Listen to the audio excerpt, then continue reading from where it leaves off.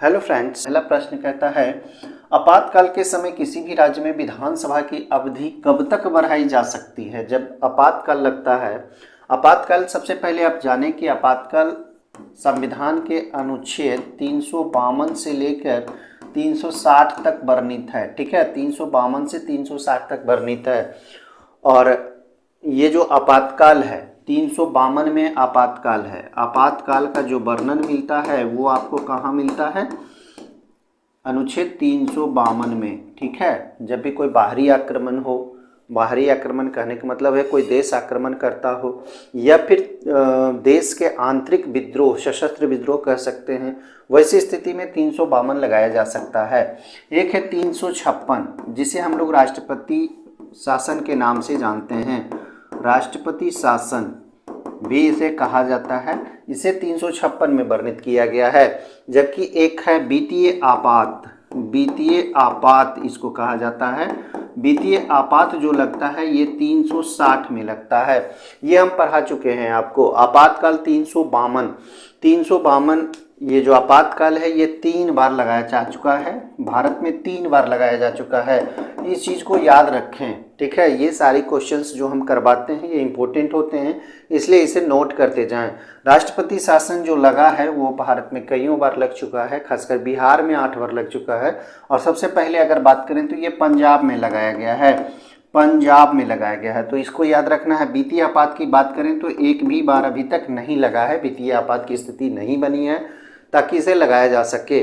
तो ये आपातकाल की चर्चा हो गई। विधानसभा की अवधि कब तक बढ़ाई जा सकती है? तो सबसे पहले 6 माह तक बढ़ाई जा सकती है। ठीक है, कितने दिनों के लिए? 6 माह के लिए बढ़ाई जा सकती है। अगला पॉइंट पे हम लोग देखेंगे आसियान इसके लिए है।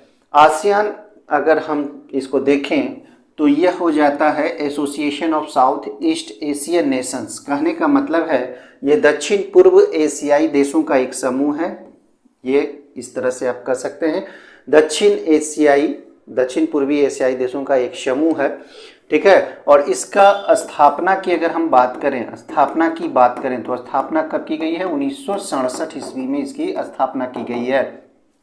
और सबसे पहला बैठक की अगर बात करें तो बैठक इसका सबसे पहला किया गया है 1976 ईस्वी में। ठीक है, और स्थापना 1967 ईस्वी में कहाँ किया गया है? ये बैंकॉक में किया गया है। बैंकॉक में कहाँ किया गया है? बैंकॉक।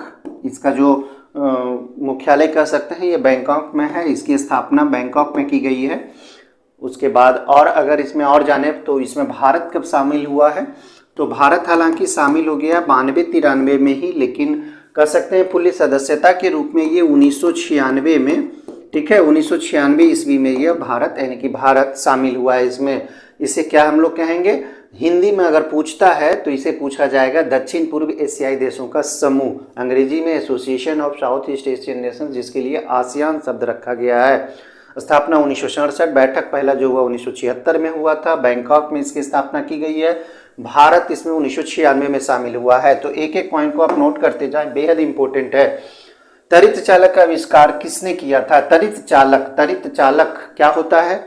आप लोग देखे होंगे बहुत बड़े बड़े बिल्डिंगों में जो ऊंचे ऊंचे बिल्डिंग होते हैं उसमें तरी चालक लगाया जाता है। तरी चालक कहने का मतलब है एक धातु का प्रयोग किया जाता है और उसे लगा दिया जाता है। इससे क्या होता है कि जो भी ऊपर से आसमान का जो भी बिजली उजली जो चमकता है, जिसे हम लोग ठेठ भाषा में ठनका के रूप में कहते हैं, तो वो तरित चालक क्या करता है? उसको नीचे तक के आवेश को कम करते हुए नीचे धरती तक के उसे लाके छोड़ देता है। और इसका जो प्रयोग किया था सबसे पहले बेंजामिन फ्रैंकलिन ने किया था। और आविष्कार की बात भी करें तो बेंजामिन फ्रैंकलिन के द्वारा ये किया गया था। तो तरित चालक एक धातु का बना हुआ छड़ की तरह होता है ये। आगे देखेंगे चौथा, मैक्स प्लांक की विज्ञान में क्या देन है? तो मैक्स प्लांक जो दिए थे वो क्वांटम थ्योरी को दिए थे। तो ये इंपॉर्टेंट है, ये क्वेश्चन सारे इंपॉर्टेंट है। आगे चलेंगे, डियागो गार्सिया। देखिए एक द्वीप है जो कि हिंद महासागर में है। डियागो गार्सिया कहाँ है? एक द्वीप है जो कि हिंद महासागर में। इसे ब्रिटिश द्वीप कहा जाता है, लेकिन फिर भी ये कहाँ है? हिंद महासागर में। इसे याद रखें। आगे देखिए पाब्लो पिकासो किस लिए प्रसिद्ध है? पाब्लो पिकासो चित्रकार है ये। ठीक है, पाब्लो पिकासो क्या है? चित्रकार है। कला में इसकी बहुत बड़ी देन है। ठीक है, आगे देखेंगे सर्वेंट ऑफ इंडिया सोसाइटी की स्थापना किसने की थी? तो सर्वेंट ऑफ इंडिया सोसाइटी की स्थापना कहाँ की गई थी? तो पुणे में। याद रखना है कब कहाँ हुई थी? पुणे, जो कि कहाँ है? महाराष्ट्र में है। पुणे कहाँ है? याद रखना है इस सब सारी चीज़ों को। कहाँ से कौन क्वेश्चन राइज हो जाए, कहाँ नहीं जा सकता। तो पुणे में इसी की स्थापना की गई थी। कब की गई थी स्थापना? 1905 ईस्वी में की गई थी। किनके द्वारा की गई थी? तो गोपाल कृष्ण गोखले के द्वारा इसकी स्थापना की गई थी। सर्वेंट ऑफ इंडिया सोसाइटी की स्थापना की गई थी पुणे में 1905 ईस्वी में। ठीक है। एक और चीजें यहाँ पे देख लें कि सर्वेंट्स ऑफ इंडिया सोसाइटी नाम का एक पुस्तक भी है। इसे कहा जाता है सर्वेंट्स, ठीक है, सर्वेंट्स ऑफ इंडिया, ठीक है, यहीं तक सर्वेंट्स ऑफ इंडिया एक पुस्तक है, इसे याद रखना है। और इसके लेखक कौन है? गोपाल कृष्ण गोखले। इसके लेखक कौन है? गोपाल कृष्ण गोखले हैं। तो इसे भी आप याद रखें। सर्वेंट्स ऑफ इंडिया नाम की एक पुस्तक है जिसे लिखे हैं Gopal Krishna Gokhale. Servants of India नाम की सोसाइटी है जो कि पुणे में स्थापित की गई है 1905 ईस्वी में गोपाल कृष्ण गोखले के द्वारा। गोपाल कृष्ण गोखले वही हैं जिन्हें महात्मा गांधी अपना आदर्श गुरु मानते थे। ठीक है, आगे देखेंगे। 8वां, उमरी चहलगान का गठन। देखिए बहुत इजी क्वेश्चन है, अगर आप पढ़े होंगे धड़ाक से मारेंगे इल्तुतमिश। उमरी चहलगान किसका देन है? ये इल्तुतमिश का देन है। 9वां नंबर सवाल देखिए, इसमें ढेर सारा सवाल और आंसर भी जोड़ा हुआ है। सूरत का अधिवेशन हुआ था, कांग्रेस अधिवेशन, ठीक है, 1907 ईस्वी में। कांग्रेस नरम दल और गरम दल में दो भाग में बंट गया था, यानी कि विभाजित हो गया था। तो इस अधिवेशन की अध्यक्षता किसने की गई थी? तो इसमें ढेर सारा क्वेश्चन है, इसे आप जरूर याद रखें। इसका जो किए थे ये रास बिहारी घोष के द्वारा इसकी अध्यक्षता की गई थी। सबसे पहले देखें कि ये कांग्रेस का अधिवेशन 1907 ईस्वी में हुआ था। कहाँ हुआ था? तो सूरत में हुआ था। ठीक है, कांग्रेस किस किस दल में टूटा था? नरम दल और गरम दल में टूटा था। 3, अध्यक्षता किसने किया था? ये रास बिहारी घोष। तो इस तरह के क्वेश्चन देखिए एराइज हुआ है। 4 क्वेश्चन है इसमें, तो इस तरह से आप याद करने हैं चारों को, यानी कि क्वेश्चंस पर भी पकड़ रखना है, खाली आंसर नहीं जानना है, क्वेश्चन पर भी पकड़ रखना है। ठीक है, आगे देखेंगे। देखिए एशियाटिक सोसाइटी ऑफ बंगाल के संस्थापक कौन थे? एशियाटिक सोसाइटी ऑफ बंगाल, इसकी स्थापना की बात करें, स्थापना की बात करें तो स्थापना कब हुआ है? ठीक है,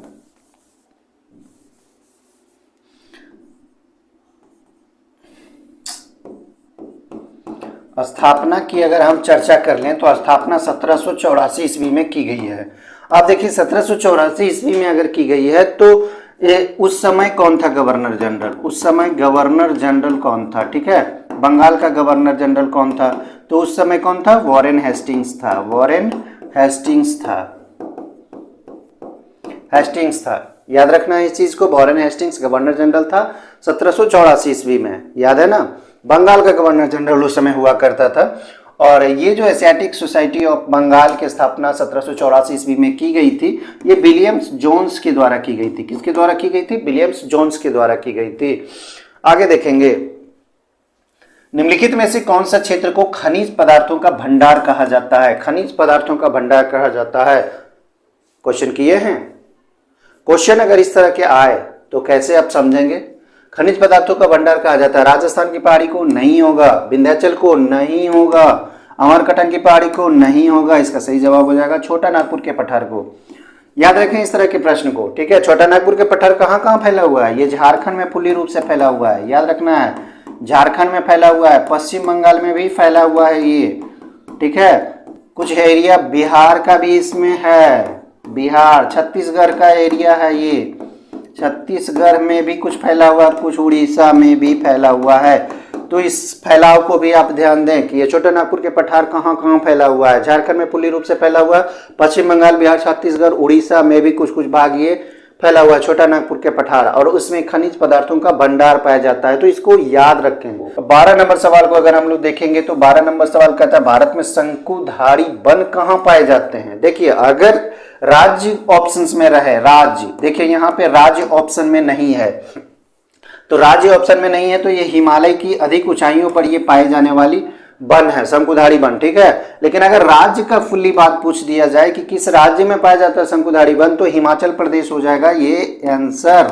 तो ये भी याद रखना है आपको, हिमाचल प्रदेश में पाया जाए। हर एक प्रश्न आपको हम करवा देंगे, कहीं से भी आपको कंफ्यूजन नहीं होगा कि अगर इस तरह के ऑप्शंस हैं तो आपको आंसर ये होगा, अगर राज्य आएगा तो हिमाचल प्रदेश ही इसका सही जवाब हो जाएगा।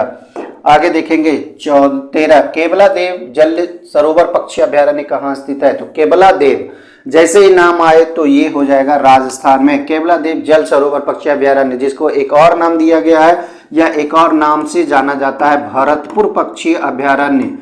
भरतपुर पक्षी अभ्यारण्य, देखिए इस तरह से अगर प्रश्न पूछे तो भी राजस्थान हो जाएगा, ठीक है। भरतपुर पक्षी अभ्यारण्य को ही केवला देव जल सरोवर पक्षी अभ्यारण्य कहा जाता है। ये किस लिए खास है? खास इसलिए है कि साइबेरिया जो पक्षी होता है, साइबेरिया से आता है, वो यहाँ आता है, ठीक है, साइबेरिया से। तो ये भी इंपॉर्टेंट सवाल है कि साइबेरियाई जो पक्षी होते हैं वो सर्वाधिक कहाँ मिलते हैं, कहाँ आते हैं? तो ये केवला देव जल सरोवर पक्षी अभ्यारण्य या भरतपुर पक्षी अभ्यारण्य में आते हैं हर साल। अंतःस्रावी ग्रंथियों के स्राव को क्या कहते हैं? देखिए ग्रंथि जो होते हैं दो प्रकार के होते हैं, वो एक अंतःस्रावी ग्रंथि होते हैं, बहिःस्रावी ग्रंथ होते हैं। तो अंतःस्रावी ग्रंथ के स्राव से हार्मोन्स का स्राव होता है, ठीक है। देखिए एक है अग्नाशय, अग्नाशय का नाम सुने होंगे आप लोग, अग्नाशय, अग्नाशय, अग्नाशय जो ग्रंथि है, ये अग्नाशय ग्रंथि नाम कह सकते हैं, ग्रंथि। ये दोनों प्रकार के काम करते हैं, अंतःस्रावी ग्रंथि का भी कार्य करते हैं और बहिःस्रावी ग्रंथि का भी कार्य करते हैं, ठीक है। अंतःस्रावी ग्रंथि भी कह सकते हैं इसको, और एक है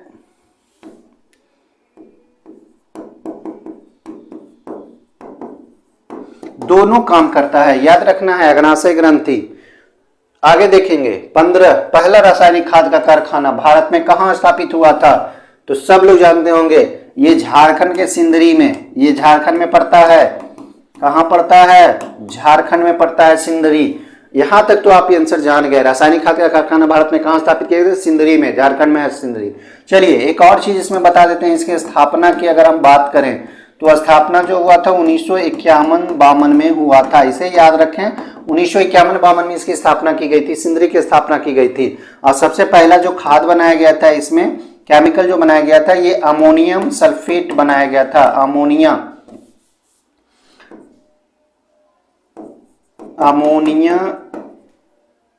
सल्फेट, सबसे पहले इसी का उत्पादन किया गया था। तो 3-4 पॉइंट को याद रखें। इस आगे देखेंगे 16, ग्लोब पर भारत की स्थिति, वो भी उत्तरी अक्षांश के बीच है। उत्तरी अक्षांश देशांतर दोनों पूछा जाएगा। तो उत्तरी अक्षांश अगर पूछा जाए तो आपको पट से जवाब दे देना है। ये हम क्वेश्चन करवा चुके हैं, इसलिए इसमें डिस्कशन नहीं करेंगे। 8 डिग्री 4 मिनट और 37 डिग्री 6 मिनट के अंदर पृथ्वी से सूर्य प्रचुर मात्रा में ऊर्जा निम्न रूप में प्राप्त करती है। किस रूप में प्राप्त करती है? तो एक अवरक्त हो गया और एक ताप ऊर्जा हो गया। तो इसका सही जवाब ये हो जाएगा बी आपका, ठीक है, इसे नोट कर लें। आगे देखेंगे 18 नंबर सवाल, लाल रंग नीले रंग से किस बात में भिन्न होता है, यानी कि अलग होता है? तो देखिए आवृत्ति में तो अलग होता ही है, आयाम में भी होता है, तरंग दैर्घ्य में भी होता है। तो इसका सही जवाब हो जाएगा उपरोक्त सभी में, ठीक है। तो लाल रंग नीले रंग से किस बात में भिन्न होता है? उपरोक्त सभी, इसका सही जवाब हो जाएगा। टीटागढ़ किस उद्योग हेतु जाना जाता है? टीटागढ़, सबसे पहले जाने की टीटागढ़ है कहाँ?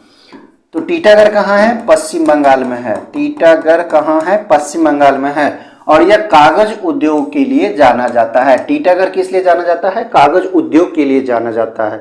तपोगे तभी सोना बनोगे, ठीक है। आगे देखेंगे मारमा गांव बंदरगाह से मुख्यतः निर्यात किया जाता है। पहले जाने मारमा गांव बंदरगाह है कहाँ? तो ये गोवा में है। मारमा गांव बंदरगाह कहाँ है? गोवा में है। और इससे जो निर्यात किया जाता है, निर्यात की अगर बात करें तो और यानी कि अयस्क को निर्यात किया जाता है। गवर्नर द्वारा जारी किया गया अध्यादेश किसके द्वारा मंजूर किया जाता है? गवर्नर द्वारा जारी।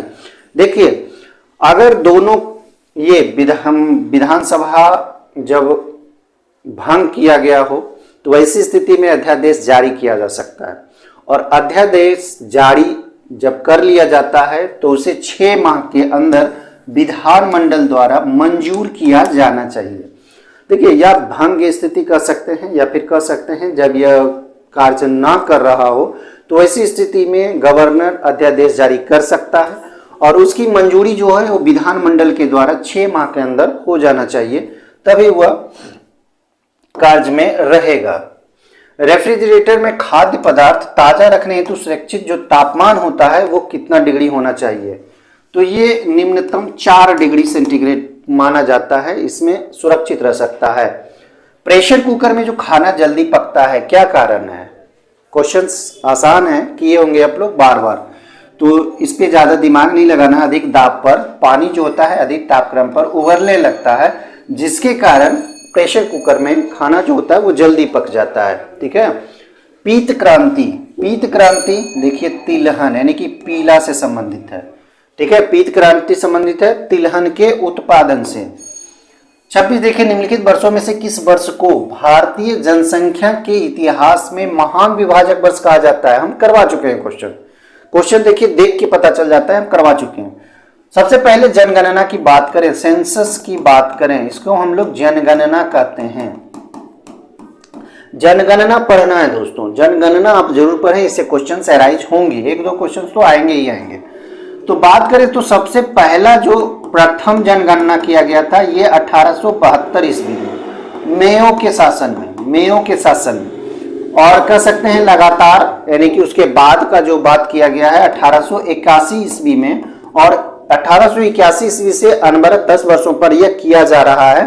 तो उस समय कौन था? रिपन था गवर्नर जनरल। तो 1881 ईस्वी से यह अनवरत चलता आ रहा है।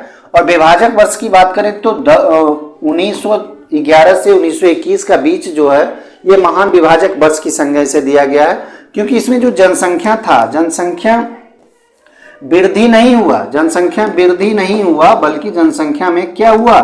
कमी पहली बार दर्शाई गई, यानी कि 1911 से 1921 के बीच में जनसंख्या जो वृद्धि दर होनी चाहिए वो यहाँ पे कमा है, तो इसलिए इसे महान विभाजक वर्ष की संज्ञा दी गई है। ठीक है, इसे याद रखें। आगे देखेंगे निम्नलिखित में से कौन सबसे नवीन पर्वत श्रेणी है? नवीन मतलब नया, तो यह पर्वत श्रेणी है शिवालिक पर्वत श्रेणी। ठीक है। अगर विंध्य की बात करें तो विंध्य कहाँ फैला हुआ है? विंध्याचल पर्वत जो है जिसे विंध्य के नाम से जानते हैं, और ये पूरे बीचों बीच भारत को ये अलग करता है, प्रायद्वीपीय भारत को अलग करता है। ठीक है, प्रायद्वीपीय भारत में ये द्वीपखंड कर देता है विंध्याचल पर्वत। अरावली की बात करें तो अरावली कहां से कहां तक फैला हुआ है? ये गुजरात से लेके, इसे याद रखें, गुजरात से दिल्ली तक यह फैला हुआ है, गुजरात से दिल्ली तक यह फैला हुआ है अरावली पर्वत। इसकी अरावली पर्वत जो है इसकी सबसे ऊंचाई जो है ऊंची चोटी की अगर बात कर ले तो गुरु शिखर है, इसको याद रखना है इस चीज को। आगे चलेंगे अन्नामलाई की जो पहाड़ी है ये दक्षिणतम पहाड़ी है। कहाँ है? दक्षिणतम पहाड़ी, दक्षिण की ये पहाड़ी है, और इसकी सबसे ऊंची चोटी है अन्नेमुडी। ठीक है, अन्नेमुडी ये सबसे दक्षिण की चोटी है, ऊंची चोटी कह सकते हैं। आगे देखेंगे 27, बिहार में किस प्रकार के वन पाए जाते हैं? बिहार में पूछा जा रहा है तो ये पर्णपाती वन हो जाएगा, बिहार में पर्णपाती वन पाए जाते हैं। शिवाजी के शासनकाल में चौथ क्या था? चौथ एक प्रकार का टैक्स था जिसे हम लोग कर कहते हैं, एक प्रकार का टैक्स था। शिवाजी की अगर कुछ छोटा मोटा जानकारी ले लें तो शिवाजी जो है सबसे पहला जो किला जीता था ये तोरण का किला जीता था 1646 ईस्वी में। ठीक है, और अगर हम बात करें शिवाजी सबसे पहला राज्याभिषेक कब किया था तो 1774 ईस्वी में, 1674 ईस्वी में राज्याभिषेक किया था। राज्याभिषेक कहाँ? रायगढ़ में, ये भी याद रखना है। ये सारी चीजें 1680 में इसका मौत हो जाता है, 1600 ईस्वी में इसकी मृत्यु हो जाती है, ये भी याद रखें आप। 1680 ईस्वी में शिवाजी की मृत्यु होती है, राज्याभिषेक 1674 में होता है रायगढ़ में। तोरण सबसे पहला किला है जिसे वह जीतता है 1646 ईस्वी में। ये 3 चीजें बार बार पूछी जाती है। वायु की आर्द्रता किस पर निर्भर करती है? निर्भर पूछा जा रहा है, किस पर निर्भर करती है? तो ये देखिए तापमान पर निर्भर करता है, स्थान पे निर्भर करता है, मौसम पे निर्भर करता है। इसका सही जवाब उपयुक्त सभी हो जाएगा। 31 देखेंगे, महरौली में जंग रहित लौह स्तंभ किसने स्थापित किया था? तो लौह स्तंभ की चर्चा हम लोग करेंगे, जंग रहित है, महरौली में है। ठीक है, तो ये गुप्त शासक के द्वारा किया गया था। किसके द्वारा? गुप्त शासक के द्वारा, चंद्रगुप्त द्वितीय के द्वारा, जिसे हम लोग विक्रमादित्य के नाम से भी जानते हैं, विक्रमादित्य की उपाधि अपने आप में लिया था, चंद्रगुप्त द्वितीय विक्रमादित्य की उपाधि लिया था। तो यह किसके द्वारा बनाया गया था? लौह स्तंभ, ये गुप्त वंश के द्वारा, खासकर चंद्रगुप्त द्वितीय के द्वारा। गुप्त संवत की स्थापना किसने की थी? तो ये चंद्रगुप्त प्रथम के द्वारा इसकी स्थापना की गई थी, गुप्त संवत की स्थापना की गई थी। अगर सन ईस्वी की बात करें तो 319-20 में इसकी स्थापना की गई थी। तो इसे याद रखना, 319 और 20 में। और गुप्त संवत की स्थापना, गुप्त वंश की स्थापना की अगर बात करें तो श्रीगुप्त के द्वारा किया गया था, लेकिन वास्तविक संस्थापक चंद्रगुप्त प्रथम को ही माना जाता है। इसे भी आप याद रखें। अब आगे देखेंगे अगला सवाल 33 नंबर। कोलेस्ट्रॉल है एक, ये आसान है, स्टेरॉइड है, इसे याद रखें। आगे देखेंगे 34 नंबर। महाराष्ट्र में गणपति पर्व का शुभारंभ किसके द्वारा किया गया? ये ध्यान देना है। तो देखिए, बाल गंगाधर तिलक के द्वारा महाराष्ट्र में गणपति उत्सव की शुरुआत की गई है, पर्व की शुरुआत की गई है। अगर बात कर लें तो ये 1893 ईस्वी, याद रखना है, 1893 ईस्वी में महाराष्ट्र में गणपति पर्व का शुभारंभ किया गया था। ठीक है, आगे देखेंगे। भारतीय राष्ट्रीय कांग्रेस का प्रथम मुस्लिम प्रेसिडेंट, मुस्लिम अध्यक्ष की बात करें तो सबसे पहले ये थे बदरुद्दीन तैयब जी के द्वारा सबसे पहले अध्यक्षता की गई थी। कांग्रेस की बात कर लें तो स्थापना या गठन की बात करें, स्थापना जो हुआ था 1885 ईस्वी में हुआ था, 1885 ईस्वी में हुआ था। ठीक है, किसके द्वारा हुआ था? ह्यूम के द्वारा। और पहली अध्यक्षता किसने की थी? प्रथम अध्यक्ष कौन थे? ठीक है, WC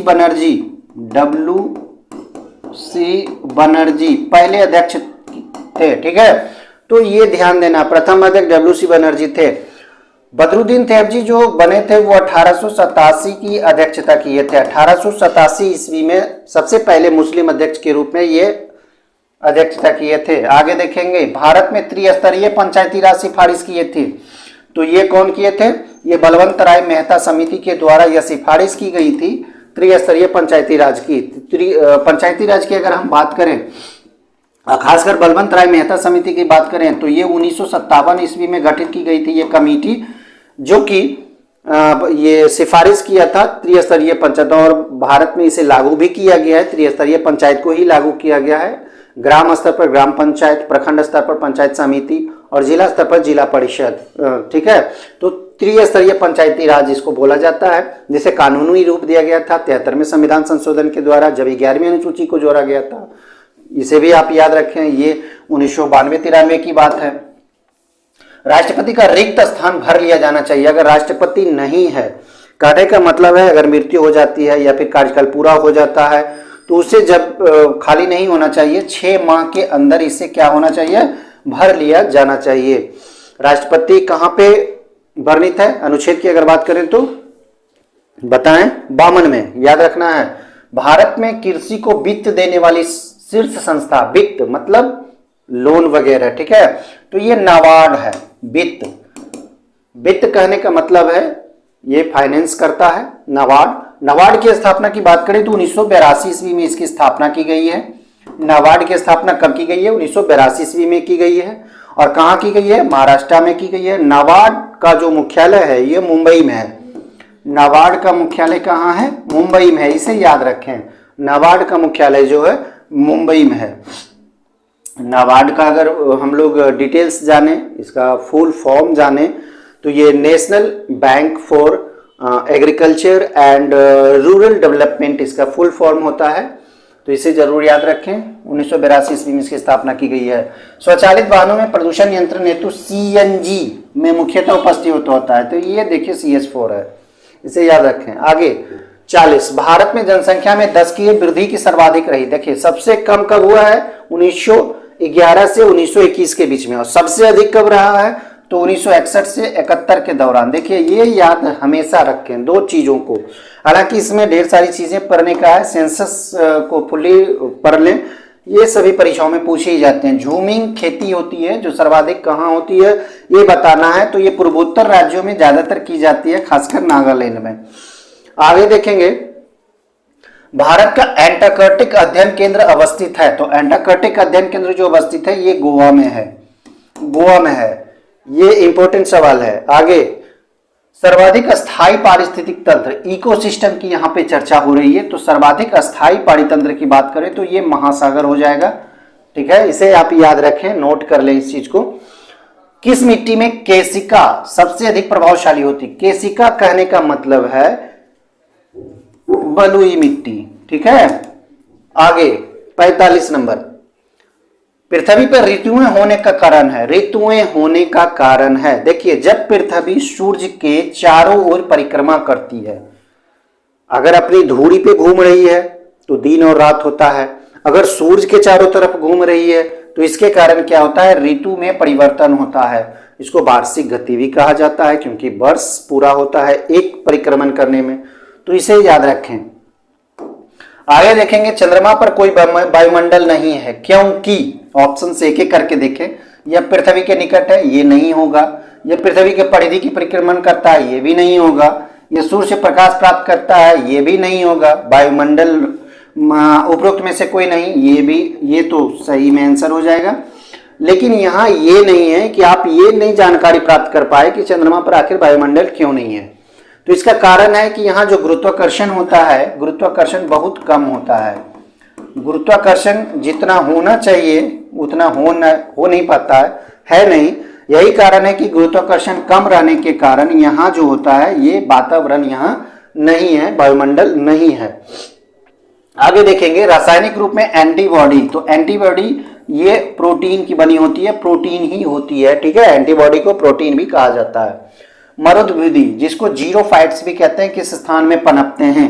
तो सीधा सा देखिए, उष्ण और शुष्क। मरुद्भिद जैसे ही समझे, ये उष्ण है, शुष्क स्थानों पर यह पनपता है। 49, 2011 की जनगणना के अनुसार भारत का लिंगानुपात पूछा जा रहा है। तो लिंगानुपात की अगर बात कर लें तो 943 है, 943 ये लिंगानुपात है, कहाँ की? पूरे भारत की। 1000 पुरुषों में महिलाओं की संख्या 943। अगर घनत्व की बात करें, ठीक है, घनत्व की अगर हम बात करें तो घनत्व कितना है? 382, ये भी आप याद रखें। अगर हम साक्षरता की बात करें तो सर्वाधिक साक्षर राज्य कौन है? ये या बता लें, राज्य कौन है? ये केरल है। अगर कम की बात करें तो सबसे कम राज्य ये बिहार हो जाएगा, सबसे कम राज्य बिहार हो जाएगा। घनत्व की दृष्टि से एक नंबर पर कौन है? बिहार है, जहां का घनत्व जो है 1106 है, ये भी आपको याद रखना है। और सबसे कम घनत्व कहाँ है? अरुणाचल प्रदेश का, जहां 1 किलोमीटर पर 17 व्यक्ति निवास करते हैं, भी याद रखना है।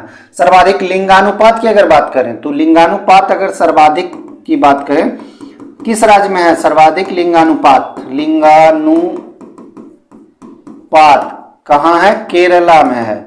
और सबसे कम अगर हम बात करें तो कम में कहाँ है? ये हरियाणा में है, सबसे कम है 876 महिला है प्रति 1000 पुरुष पर। तो ये सारे पॉइंट को आप नोट करें, याद करें जरूर। इनमें से कौन सी संयुक्त राष्ट्र की एजेंसी नहीं है? अभी एक एक करके सारी चीजों को हम लोग समझेंगे। रेड क्रॉस इंटरनेशनल कमेटी, इसकी स्थापना की अगर हम बात करें तो 1863 ईस्वी में इसकी स्थापना की गई है। और रेड क्रॉस इंटरनेशनल कमेटी का जो मुख्यालय है ये कहाँ है? जेनेवा में है, ये भी आप याद रखें, जेनेवा में है। अंतर्राष्ट्रीय श्रम संगठन कह सकते हैं, इंटरनेशनल लेबर ऑर्गेनाइजेशन, इसकी स्थापना की अगर हम बात करें ये 1919 ईस्वी में इसकी स्थापना की गई है। और इसका भी जो मुख्यालय है ये भी जेनेवा में है, जेनेवा स्विट्जरलैंड में है। विश्व स्वास्थ्य संगठन की अगर हम चर्चा करें, WHO वर्ल्ड हेल्थ ऑर्गेनाइजेशन, इसकी स्थापना की गई है 1948 ईस्वी में। और इसका भी मुख्यालय कहाँ है? जेनेवा में ही है। अगर खाद्य एवं कृषि संगठन की बात करें, ठीक है, फूड एंड एग्रीकल्चर ऑर्गेनाइजेशन, तो इसकी स्थापना 1946 ईस्वी में की गई है। ठीक है, कहाँ इसका मुख्यालय है? तो इसका मुख्यालय है रोम, जो कि इटली में है। तो एक एक चीजों को आप यहाँ पे समझ लें। रेड क्रॉस इंटरनेशनल कमेटी, इसकी स्थापना 1863 ईस्वी में की गई है जेनेवा में। और उस समय संयुक्त राष्ट्र संघ का गठन नहीं हुआ था। संयुक्त राष्ट्र संघ का गठन 1945 ईस्वी में 24 अक्टूबर को हुआ था, ये भी आपको याद रखना है। अंतर्राष्ट्रीय श्रम संगठन की बात करें, हालांकि 1919 ईस्वी में जेनेवा में इसकी स्थापना की गई थी, लेकिन ये संयुक्त राष्ट्र संघ के अंतर्गत आता है, अंदर आता है। इसका सही जवाब माने तो कौन एजेंसी नहीं है, तो रेड क्रॉस इंटरनेशनल कमेटी ये संयुक्त राष्ट्र की एजेंसी नहीं है। बाकी के आप देख सकते हैं, अंतर्राष्ट्रीय श्रम संगठन 1919 ईस्वी में इसकी स्थापना की गई है, विश्व स्वास्थ्य संगठन 1948 ईस्वी में इसकी स्थापना की गई है, खाद्य एवं कृषि संगठन 1946 ईस्वी में इसकी स्थापना की गई। तो तीनों जो संगठन है ये संयुक्त राष्ट्र संघ की का संगठन है, एजेंसी है, इसलिए इसे आप नोट कर ले किसका कब स्थापना हुआ है, इसका मुख्यालय कहाँ है, ये आपके लिए बेहद इंपॉर्टेंट है। दोस्तों वीडियो कैसा लगा लाइक और कमेंट जरूर करें, दोस्तों को शेयर करना ना भूलें। लाइक और कमेंट इसलिए ताकि आप वीडियो को देखते हैं, प्यार करते हैं, शेयर इसलिए कि आप सब्सक्राइबर हैं और आप चाहते होंगे कि ये वीडियो ज़्यादा से ज़्यादा लोगों तक पहुँचे। धन्यवाद, जय हिंद।